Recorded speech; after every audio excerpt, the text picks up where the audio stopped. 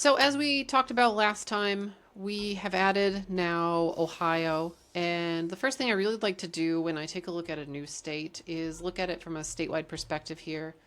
You can see that the only places to truly challenge here are around these towns, these cities, right? We're looking at Cincinnati, Cleveland, Columbus, Toledo. So we took a look here at the first 11, 13, 14, 15, 16, all the way up through 28 are held by the Democrats, with the exception of 17 and 12. And then comparing to our top line numbers here, right, 4 is a potential because there's just more Republicans there that regularly come out to vote.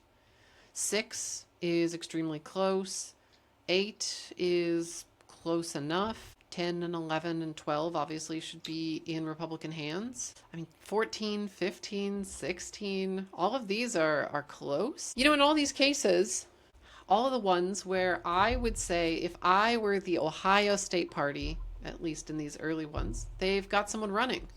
If you go back to the map for a moment, we're looking at specifically these right on the edges here of these big cities.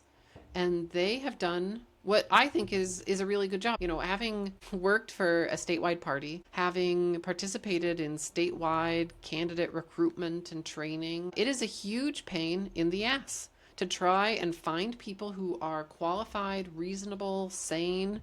Just the logistics of it, it seems like the Ohio GOP has done a really good job. As you become elected, people start asking your opinion as they hunt around for candidates. And I just did a presentation about 11 out of 13 races right here were completely unopposed. And the ability to do candidate recruitment is a really hard thing to do, especially in these districts that are clustered like this and have typically gone against a party of which is asking you to run. It's a little bit of an uphill battle. Just to get somebody to make that commitment, because it's a huge commitment, and sometimes maybe aren't completely honest about everything that person is signing up for. There's definitely something to be said for the effort it takes to get folks signed up, to get them to agree to this. And I agree, unfortunately, that we do have this tendency to tell them they'll get support, and sometimes the party means thoughts and prayers, and candidates here big bags of money and volunteers ready to go.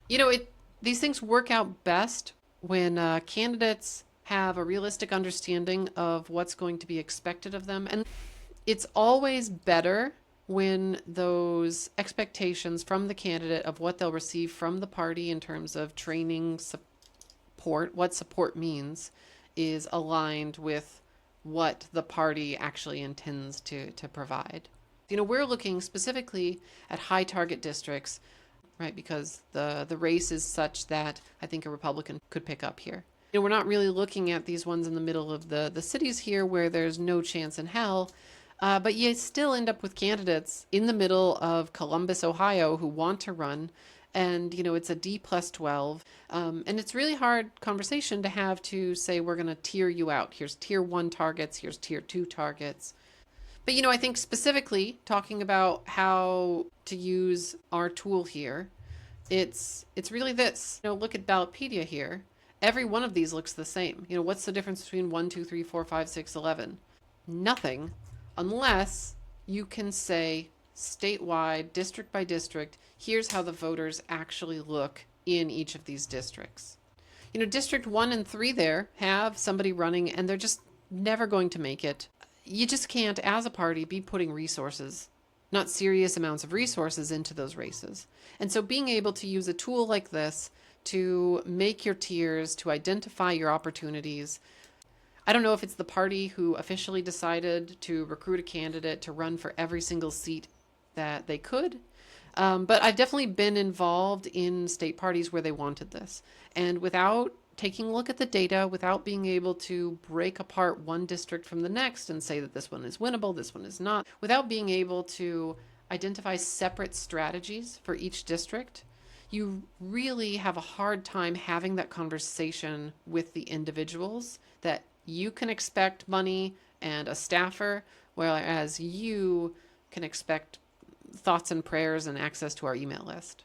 Yeah, and expectations are important, because if you set those expectations, then that individual, the candidate, can start to then plan their life. And if you don't set those expectations and you have a first-time candidate, there's a good chance that they're going to show up 2 weeks before early voting and think that, going and waving signs or, whatever thing that they're going to do is going to be effective. And it's just really not going to be. That they really need to put this plan into place to actively invest in building up their resources.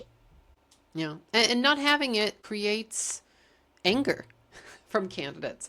I remember I was not high up in the party yet, but one year we recruited a bunch of folks to run for alderman, city council in Chicago, and obviously some of them were not winnable, and some of them were. And the party really didn't have that conversation with these folks. They didn't tell them what they expected. They just told everyone, we'll support you, And they just kind of expected the candidates to understand and know that you were going to get the level of support that correlated with how likely you were to be able to win. There were a few candidates who did not get the support that they thought they were promised, and they caused problems next election. They would go around to every candidate that we recruited and tell them, hey, you're not going to get any support. These people are lying to you. It's not their fault. They were just never spoken to like adults.